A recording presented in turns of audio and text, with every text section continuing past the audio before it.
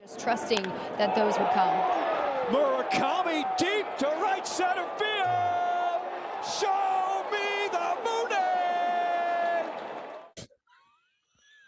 Mooney. Show me the Mooney. Dude, I've played that like 15 times, Striffin's call. I'm like, come on, show me the Mooney. It's the call I'll give a 6 out of 10. Mooney's home run swing I'll give a 10 out of 10. The guy's got absolute lightning in his barrel, Chris. And he ties the franchise record for most consecutive games with a homer with 5. He and Montgomery, I think, are the first teammates to each do it in at least 4 consecutive games. Dude just hit one 451 in Arizona. Okay, can we just make an agreement right now? Okay. See him in Philly, home run derby. Yeah, it has to. It has to happen. Yeah, that's like the smart play, and it looks like he deserves it too. Yeah, I mean God, and when he hits him, man, he is crushing these things. I think he's gonna, right now we're seeing a ton of like 3 true outcomes from him, but I think he'll adjust. I think we'll see him become also like a better hit, even if you don't care about this, like a better hitter for average. I think we will. All right, their lineup, and by the way, Vargas has homered in 3 straight games as well, so they got quite the run going. Good stuff. Good for them. The fans have been through some awful baseball the last few years. Just think about the teams that could have had this guy. Oh, what's he making? It's 2 years, 17 a year, right? Yeah. Mm-hmm. Jeez, it's exactly what it is. Well, hey, both of our teams could have used this guy. Hell yes. There's a lot of teams. There's a lot of true contenders that could have used him on top of it. Whatever. We had a fun show yesterday. We always appreciate everybody hanging out. There was probably one comment that was more popular than anyone out there, and that was when you discussed hitting your first home run in Funky Twins uniforms. So they said producer Dan should have been on that. Should have got. Well, here we go. 2-1 driven pretty well. Deep right field. Back is Chu looking up, and she is gone. God, that's how long ago it was. Hey, look at those things. Is Minnesota a 2-run cushion? It's now a 4-2 ball game. Boy, he stayed on that ball and hit a long way.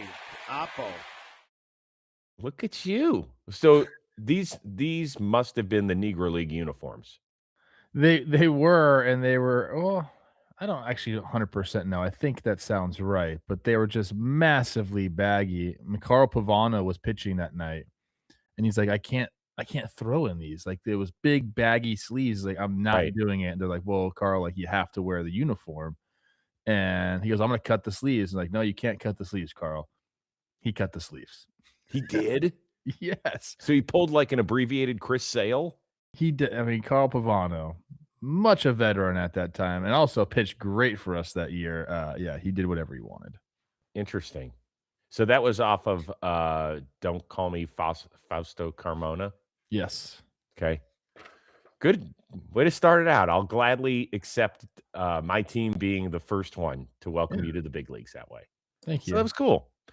Speaking of big home runs, Giants, they have taken the first 2 of their series from the LA Dodgers.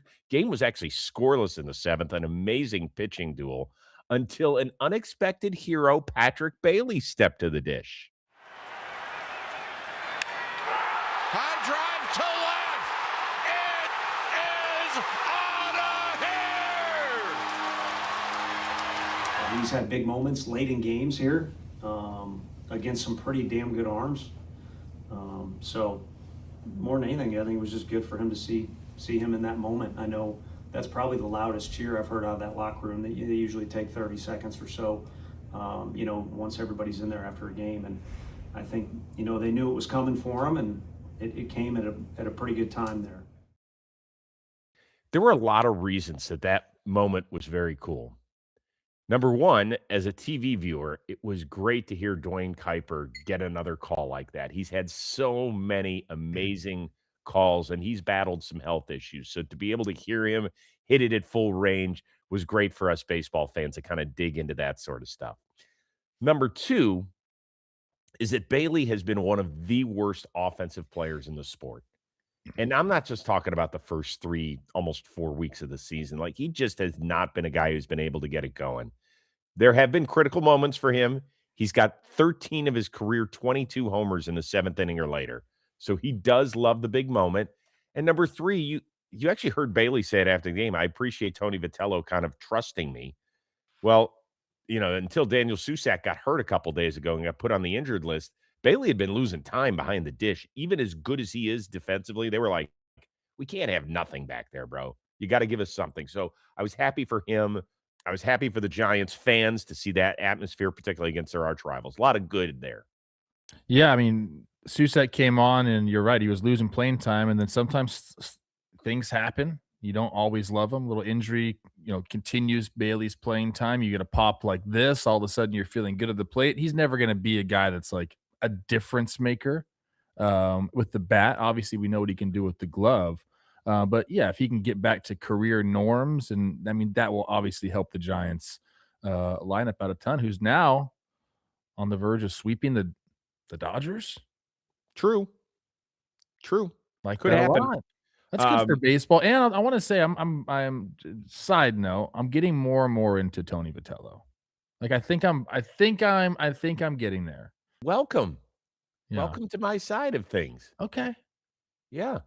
I'm still not there, but I'm like, maybe I'm headed that way. Did you see his comment the other day? Because they had an off day on Monday, and before the game on Tuesday, when he met with the media, he was talking about how, I just haven't gone out very much in the city, because they asked him what he did on the off day, and he said, I just haven't done much. I'm waiting for a few more wins. And then, he decided to go to Dave Chappelle, and he said, you know what, I'm going to cancel my one Uber. I'm going to work my way into that show because, damn it, I deserve to go and laugh a little bit. And he said Chappelle killed it. And it's good because you can see that this stuff is weighing on him. He knows that the entire eyes of the sport are on how a guy is going to do in the move that he's made. So I'm happy for him. I want to see them kind of get back to that place rocks, dude. That's the interview that kind of started turning me that way, because you could tell like he was feeling the pressure. He said he wasn't going out at all. He didn't want to show his face until they started winning a little bit more, which I totally understand. It was relatable finally for me with Tony Vitello. So I'm working there. I'm working. Okay. Look, I love him. Are there a few things I wish he hadn't said? Yeah, but that kind of comes with the territory of a guy who's non-cliche and speaks from his heart and just opens his mouth and goes. And so sometimes I just have to live with that there's going to be stuff that falls out of his mouth where you're like, that one was weird. But he is so entertaining, and I'm just rooting for him. I'm rooting for the guy. The other part of this game is obviously Shohei Ohtani, who had his consecutive games of on-base streak. That ended with an offer, ends at 53 games, which I believe is 5 shy of Duke Snyder's franchise record. But on the mound, he was incredible again. 4th straight start that he goes 6 innings, shutout baseball, lowered his ERA to 0.38 through 4 starts. How close is he to being the best starter in the National League? I mean, just off the top of my head, he's top 5 already. I think there's some guys. I think his teammate is probably one of them that I would say is on par, or maybe a little bit better than him, Yamamoto. And then you go Skeens, probably Christopher Sanchez. And then you're like, it's like, I don't know, maybe you could throw somebody else in there with him, but that's how good he is, Chris. And it's crazy to say that. It's like, I don't take it for granted, but sometimes I feel like I do, because we talk about him as a hitter so much, but then you see him on the mound and he's just that good as well on the other side of the ball. It's truly special what we're watching, because it's not like it's the same thing as a hitter. Like, he's got pop, but he's also a good hitter.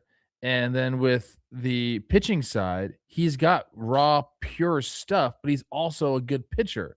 It's like he just does everything well. And when you really start, like, I don't ever really go in and like research the pitching side of Ohtani. Like, every time we're doing something on the show, it's like about his hitting, his homers, whatever. You sit down and start to look at some of these numbers and, where he ranks, and just, the amount of pitches that he throws, and the fact that he's striking out like a third of batters he's facing throughout his career. It's everything about it is nutty. So I'm going to give him top 5 in the National League, no doubt. And I wouldn't be mad if someone said top 3. Yeah, I think last week we discussed whether or not we thought he'd have a shot at the Cy Young. He could. I don't know if he's going to log enough innings because Dave Roberts now twice this year, including yesterday, has talked about, as Dan likes to put it in the title of the show, Shohei's load management. And I think part of it is limiting his innings even when he's pitching well. Like the one thing Shohei said after last night's start was, hey, look, I was pleased to go 6 shutout innings, which is great, but I really wanted to get through 7.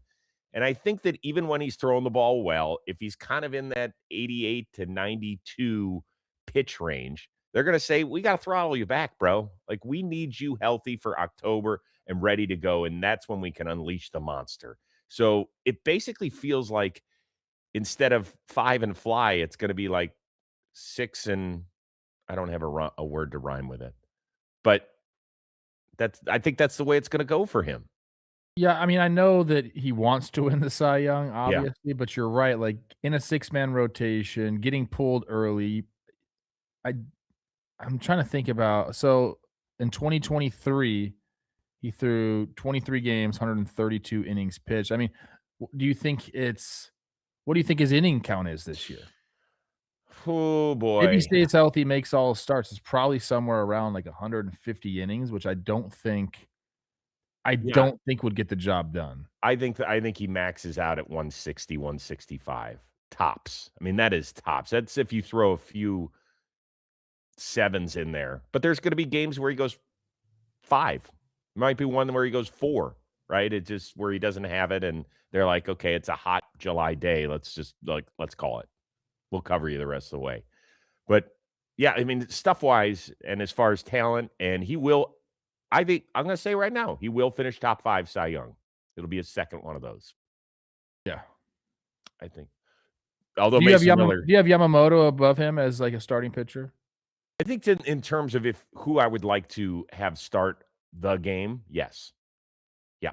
They're so close though, which is crazy. Yeah. Because I don't see Yamamoto grabbing a bat anytime soon. No. Yamamoto's a stud though. Stud. Like By the way, he gave 3 against the Giants first inning, then ends up going 7, and that's all he gives up. Like that's to me the mark of a real, like a guy you want on the mound is someone that could give up some runs early and then figure it out and then get through 7. That's it. Let's see here. Ohtani, 25 strikeouts in his 24 innings worked. I was just doing a little work on Skeens. How many strikeouts do you think he has this season? Skeens? Mhm. How many games has he thrown? 5? 35. Would it shock you if I told you 23? Yes. Yeah. I know. Huh. Strange. Maybe on purpose. By the way, opponents are hitting just $141 against Shohei on top of it. Let us know what your starting pitching rankings are in the National League right now. Anything else about Shohei that you want to throw in there, just go for it. I probably should have said Zach Wheeler too. Who, by the way, makes his season debut this Yeah. weekend. So that's great. Great for the film. My God, do they need him? Can he hit? Because I think that's what they need maybe a little bit. With his dominant start on the mound on Wednesday night in San Francisco, Shohei Ohtani was filthy. 6 innings pitched, 7 strikeouts, 0 walks on the game. His fastball velocity was unbelievable. You know, I said last week that I felt like it was the best stuff we have seen from his last outing, and I don't think it's a coincidence that he wasn't hitting as well. And I think I got to walk those words back. I think he was hitting in this game, and his stuff was unbelievable. His fastball velocity was almost consistently 98, 99, 100. His average fastball velocity through the first few innings was 98.9, and then it ramped up in his 6th and final inning. He hit 100 multiple times. First 4 outs of the game were strikeouts for Shohei Ohtani. So he came out of the gates hot, and he looked fantastic. His command, he had command struggles a couple of starts ago, and I said he would get in the lab and figure that out, and he certainly has. 0 command issues, 0 walks. He gave up 5 hits and he struck out 7 guys. The velocity was up. The sweeper was virtually unhittable. Early on in the game, through his first 5 sweepers, he had an 80% whiff rate, meaning he threw 5 sweepers and 4 of them were completely swung at and missed. He was completely dominant, ended up with those 7 strikeouts through 6 innings. And, you know, I thought there was a chance of him to go back out for a 7th inning, but he got in a little bit of trouble in the 6th inning. His 6th and final inning, guy gets on first base. Shohei gives up a double down the line. Luckily, the ball bounced off the cutout, goes directly to Kyle Tucker, who's able to get it in without a run scoring. So with 2 outs, Shohei had to bear down. And at this point, I think Shohei Ohtani thought, this is my last batter, or at least this is my last inning. I'm going to empty the tank here, and empty the tank he did. The final at-bat of Shohei Ohtani's outing was filthy, and he ends up striking out the guy, amped up coming off the mound for his 7th and final strikeout of the game. It's some of the most emotion that we have seen from Shohei Ohtani on the mound maybe ever. I mean, it was a big moment, and for him to come off and yell and scream and be as amped up as he was just tells you where Shohei is at this year when it comes to his pitching. So another dominant outing on the mound. He was filthy, and he spoke about it post-game. And you know, this is where I ended up wanting to listen into his comments just to see if I can kind of get in the head of Shohei this year and just see where he's at. And there was an interesting comment to me, because I've often said Shohei Ohtani wants the Cy Young Award this year. I've said that a bunch. I do truly believe that, and I think that's where his heart is at this year. And to do that, he's going to have to get more innings than usual. And talking post-game, he said, first off, I felt really good. I just hoped that I was able to get into the 7th inning. And he wasn't able to get into the 7th inning, largely because of that double in the 6th, and then he had to pitch his way out of that jam to end the outing. And then he was asked about that. He was asked about pitching into the 7th inning and where his thought process is. And, you know, his answer, not necessarily about getting into the 7th inning, just about like how he's pitching, how he's attacking, why he wasn't able to get to that 7th. And his answer was, it was really important to not give up the first run of the game. Had we had the lead, I might have been able to pitch to contact a little bit more. But with the score of the game, I had to prioritize getting outs. Now that's interesting, because I feel like that's a bit of an evolution for Shohei. I don't think he's always been that way in terms of the mindset of I'm going to pitch to contact here to pitch later into the game. And I love hearing that, because I do believe he's going to often have to go that extra inning to continue to get the number of innings he needs to qualify for the ERA title. And I truly believe he has been doing that. He has been pitching to contact more this year, and he has been getting deeper into games. And it does make sense. It was a 0-0 ball game. The Dodgers weren't scoring. So when that runner gets on third base, he can't pitch to contact. And that's not a great example because there were 2 outs. But it is a bit of an example, because you need to strike the guy out. He can't put the ball in play. But earlier in the game as well, he is pitching to contact a bit more this year. So those strikeout totals aren't necessarily what they could be if Shohei was trying to strike out the world. And he shouldn't be trying to strike out the world, because it's more important for the Dodgers, for his Cy Young hopes, to pitch deeper into games. And when he needs that strikeout, he's able to get that strikeout. Look, Shohei's, even if he's pitching to contact, he's virtually unhittable. What you're hoping for by saying pitch to contact is you get an out within the first 3 pitches of an at-bat. And to get if you're trying to strike out a guy, the chances of getting an out in the first 3 pitches, or striking him out in the first 3 pitches, are slim. So you're trying to get an out in the first 3 pitches, and he's pitching deeper into games, meaning he's just throwing more maybe hard sinkers down in the zone, trying to get weak contact, weak ground balls, or sweepers, maybe that end up low and away in the zone to get weak rollovers to the left side of the infield. Shohei is pitching differently this year, and his stuff is so good that he's still virtually unhittable. His opponent batting average with runners in scoring position is around 100. It is minuscule. And he's just been fantastic this year. So the outing ends after 6th inning. He comes off the mound, amped up, pumped up to get out of that inning. And it just continued his Cy Young campaign this year. So now, on the season, Shohei Ohtani has pitched in 24 innings, 24 innings pitched, 1 earned run, 25 strikeouts, a 0.75 whip, and just 12 hits even given up in those 24 innings. So, 1 earned run in 24 innings. What that equals is a league-leading 0.38 ERA. It leads the National League. The next closest in ERA is actually 1.50. It's Bryce Elder of the Atlanta Braves is the next closest. So really, it's not even close. And it's early in the year, so you give up a couple runs in your next start and your ERA is going to raise faster than usual. But still, the fact that there's this big of a gap between the best ERA in the league and Shohei Ohtani at 0.38 and the next closest at 1.50 is remarkable. 0.38 ERA is insane. It's incredible. Shohei Ohtani continues his dominance on the mound. And one thing I will say, I've said it from the beginning of the year, I think we could see him. I predicted him as a Cy Young finalist. I would now predict him as the Cy Young winner. And the reason I say that is because you can tell it's what he wants in his heart. You can see it. You can see it on the mound. It just means more.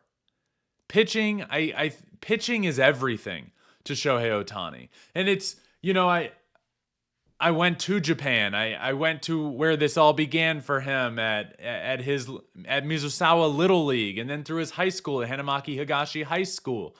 And you can just, he's had this all planned out. It's all been mapped out. He had his goal sheet. Everything's been mapped out in his career.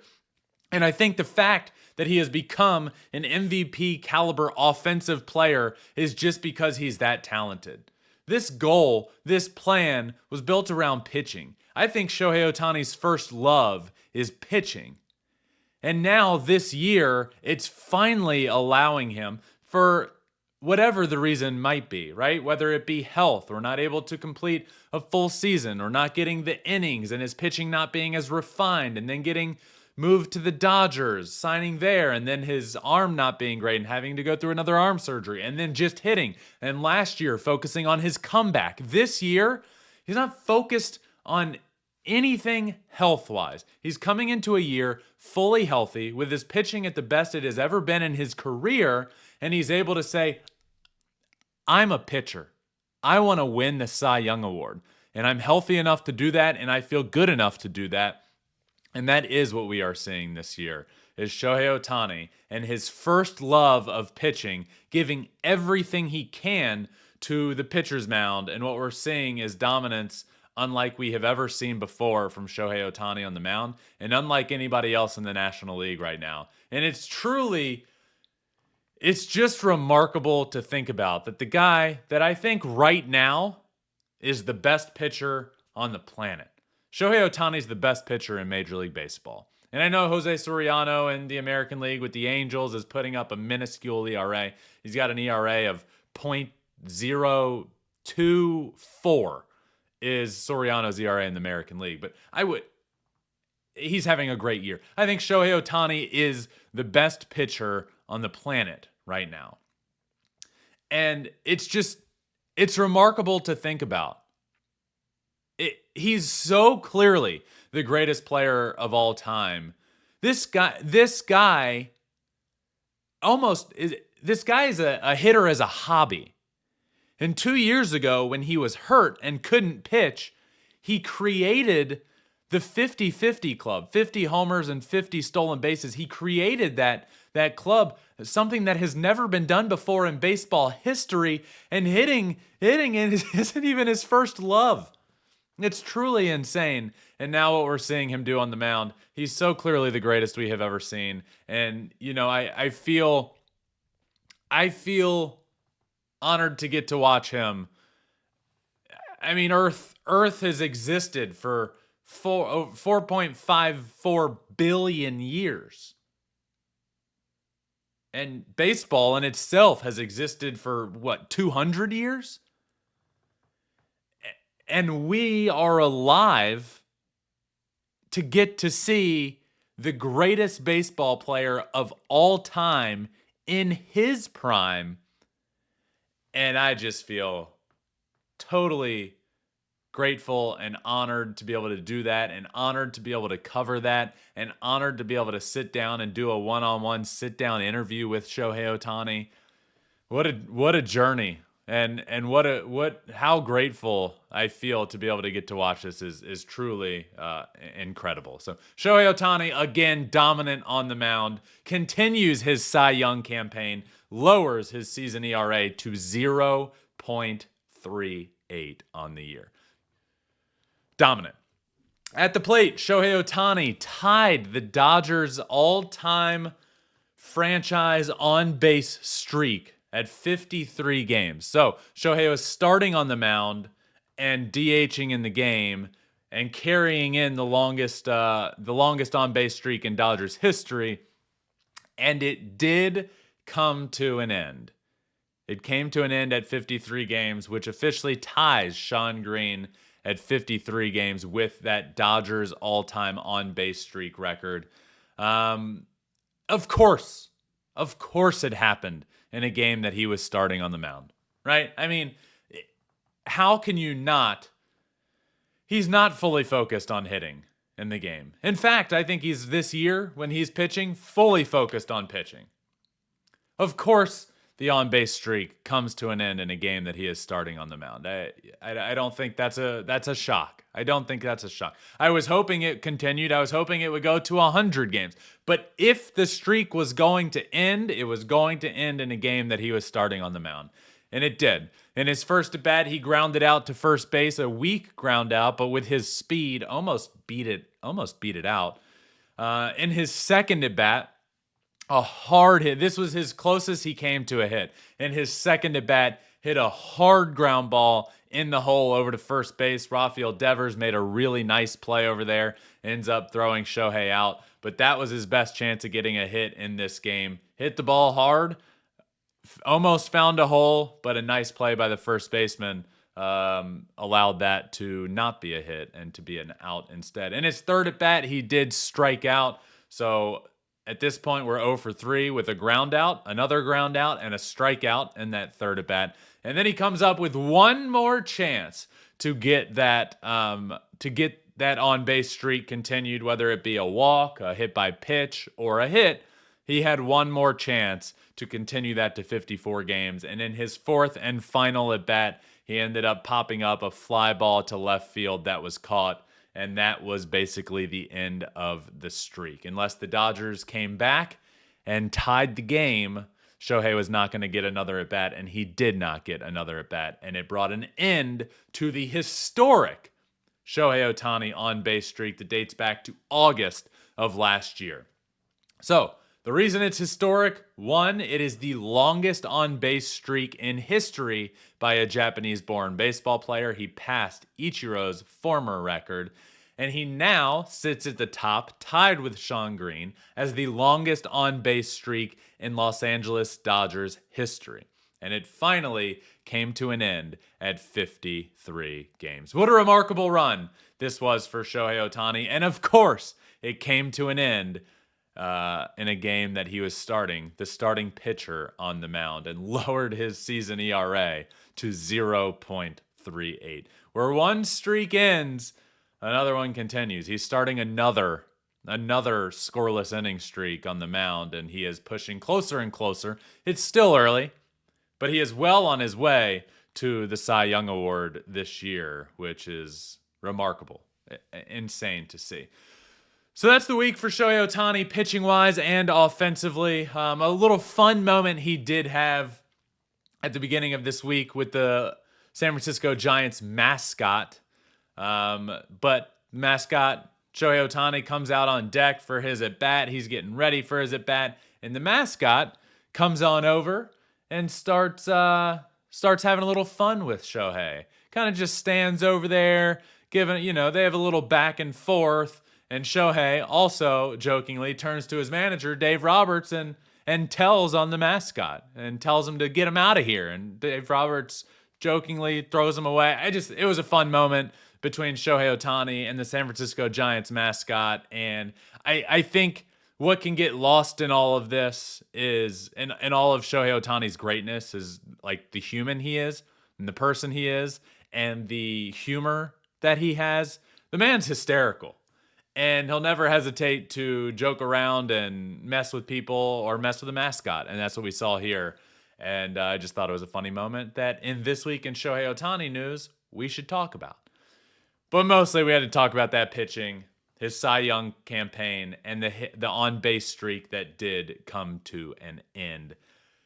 And that is This Week in Shohei Ohtani news. What a fun show, a fun episode, a fun week. I'm so much enjoying talking about Shohei. It's the perfect, I'm glad we brought back This Week in Shohei Ohtani news because the pitching's been unbelievable and I think he's on his way to a Cy Young award. Thank you all for watching and listening. By the way, I talk to John Smoltz every single week. That episode will come out on Saturday this week, but I'm going to put it up here in just a second. You'll be able to click on it. Go back and listen to John Smoltz last week talking about Shohei Ohtani, if he thinks he can win the Cy Young Award and what it would take for him to win the Cy Young Award this year. You know, John Smoltz is a huge Shohei Ohtani fan. He has often said if it were just a pitcher, he would be the best pitcher in the game of baseball. Well, we got to talk about him as a pitcher. So go back and listen to that episode. It was awesome. But that does it for this week.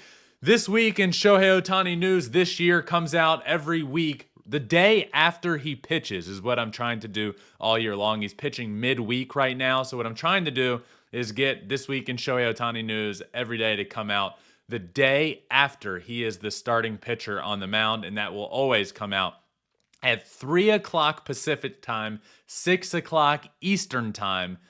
And I believe in Japan, it's either 7 or 8 a.m. But that is the goal, to get that out at that time the day after he pitches. But that does it for This Week in Shohei Ohtani news. The Cy Young campaign continues. I appreciate you all for watching and listening. Please click that subscribe button if you're watching on Flippin' Bats YouTube channel. Click that subscribe button, leave a comment. Let me know if you think Shohei Ohtani is going to get the innings and be as dominant all year long and can end up winning the 2026 Cy Young Award. I appreciate you all. Go back and listen to this John Smoltz episode from last week and watch that. It was awesome. Until next time, my friends, Saturday with Smoltz. Remember, find your bat and flip it. Peace.